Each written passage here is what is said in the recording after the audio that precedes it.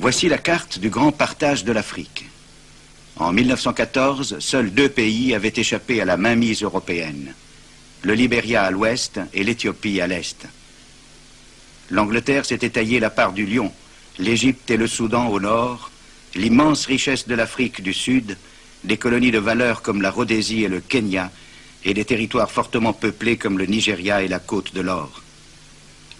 La France occupait l'Algérie depuis 1830. À présent, après de nouvelles guerres de conquête, elle ajoutait d'autres colonies à son empire au sud du Sahara, y compris l'île de Madagascar. Le petit Portugal se taillait à 2 vastes colonies, l'Angola et le Mozambique, tandis que l'Allemagne impériale s'empara du Cameroun et du sud-ouest africain et sur la côte orientale du Tanganyika. Le vaste bassin du Congo tomba entre les mains du roi Léopold de Belgique. L'Italie et l'Espagne complétaient le reste. La face du continent se trouvait intégralement modifiée.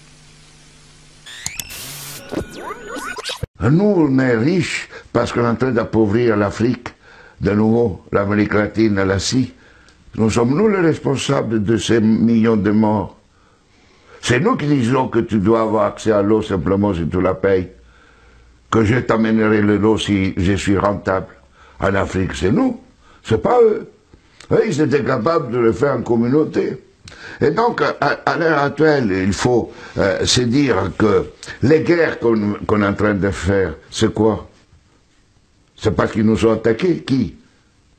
Quand Sarkozy a bombardé la Libye, aucun Libyen n'avait attaqué la France. Attendez, excusez-moi, enfin, vous...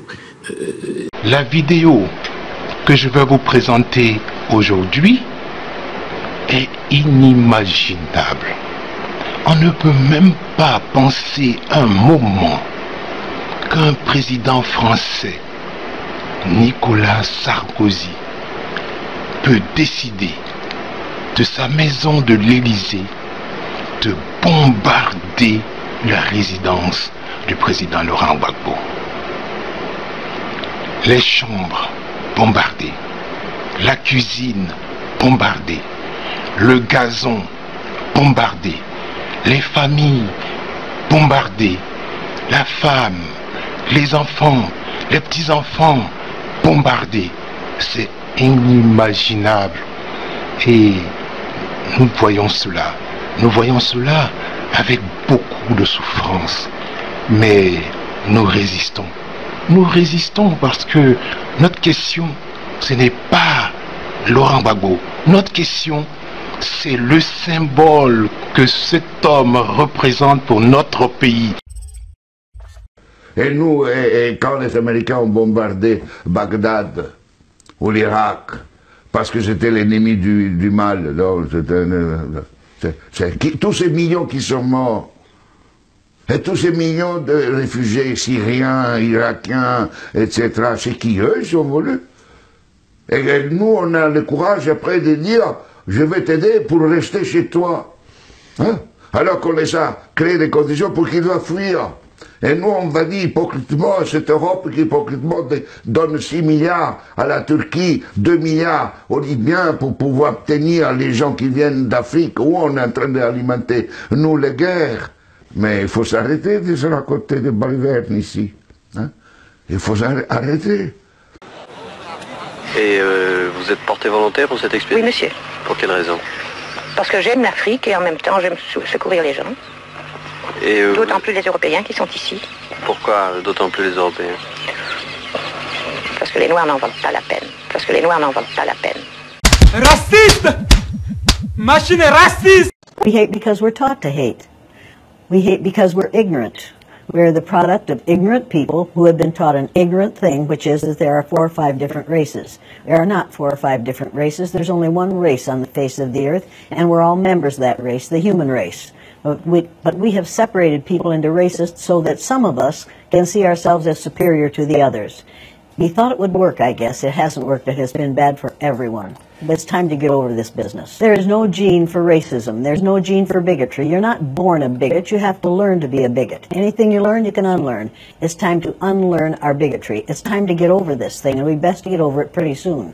And it is my business as an educator to lead people out of ignorance. The ignorance of thinking that you're better or worse than someone else because of the amount of a pigment in your skin. Pigmentation in your skin has nothing to do with intelligence or with your worth as a human being. It's time to get over that.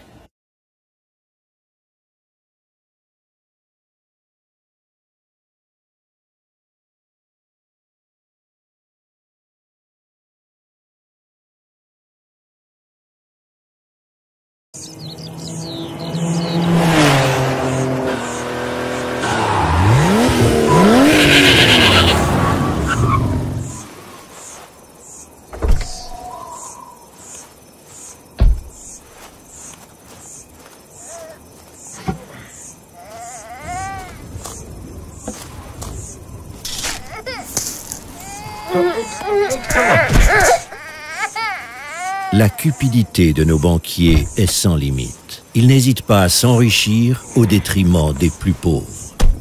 La spéculation sur les denrées alimentaires affame des millions d'êtres humains. Dites stop. La France, économiquement, n'a pas besoin de l'Afrique. Wesh. C'est une réalité. Non mais attends, je suis désolé. Non, je vais le dire, non. Mais il faut s'arrêter de se raconter des balivernes ici. Hein? Il faut s'arrêter. Ils écrasent les petites gens. Ils n'ont que ça. Ils ne voient pas, ils ne nous écoutent pas.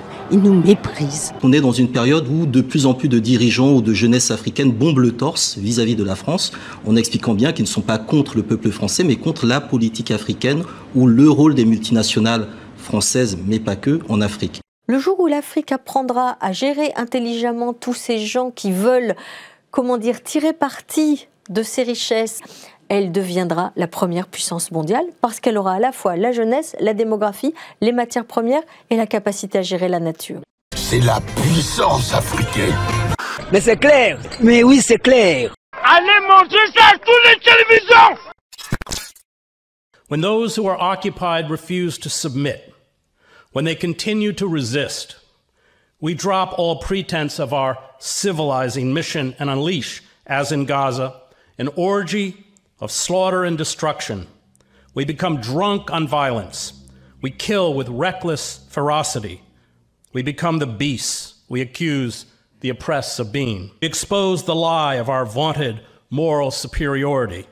We expose the fundamental truth about Western civilization. We are the most ruthless and efficient killers on the planet. This alone is why we dominate the wretched of the earth. It has nothing to do with democracy or freedom or liberty. These are rights we never intend to grant to the oppressed. Honor, justice, compassion, and freedom are ideas that have no converts, Joseph Conrad reminds us. There are only people without knowing, understanding, or feelings who intoxicate themselves with words, repeat words, shout them out, imagining they believe them, without believing in anything else but profit, personal advantage, and their own satisfaction. Genocide lies at the core of Western imperialism. It is not unique to Israel. It is not unique to the Nazis. It is the building block of Western domination. The humanitarian interventionists who insist we should bomb and occupy other nations because we embody goodness, although they promote military intervention only when it is perceived to be in our national interest, are the useful idiots of the war machine and global imperialists.